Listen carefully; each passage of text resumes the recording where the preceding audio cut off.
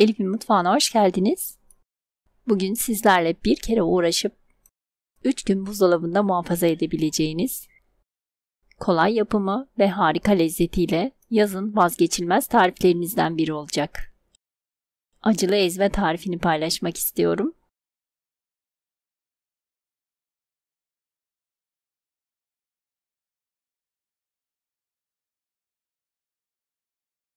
Dört adet orta boy domates. Ben 2 tanesini Bursa domatesi ve 2 tanesini normal domates olarak kullandım. Domatesleri ikiye bölüp kök kısımlarını keselim. Ve daha sonra rendenin iri tarafıyla rendeleyelim.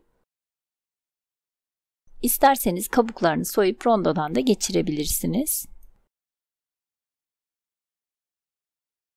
Domatesi rendeledikten sonra üzerine 1 adet orta boy salatalığı iyice yıkayıp kök kısımlarını keserek onu da üzerine rendeleyelim. Ben 3-4 tane kadar acı kıl biberi çok incecik doğrayarak üzerine ekledim.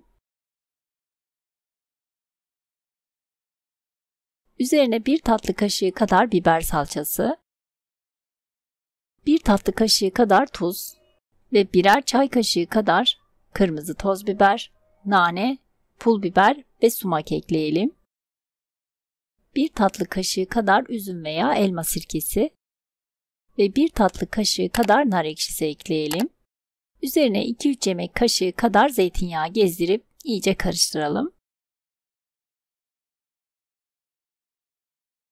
Videoda da gördüğünüz gibi ezmemizin yapımı çok kolay ve aynı zamanda bozulmadan 3 gün buzdolabında bekletebildiğimiz harika bir ezme oluyor.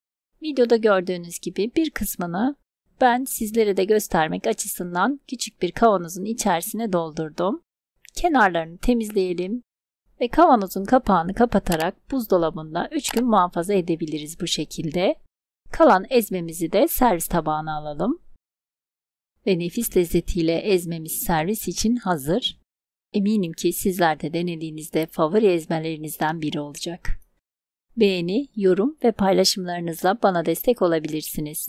İlginiz için ve özellikle videomu sonuna kadar izlediğiniz için teşekkür ederim.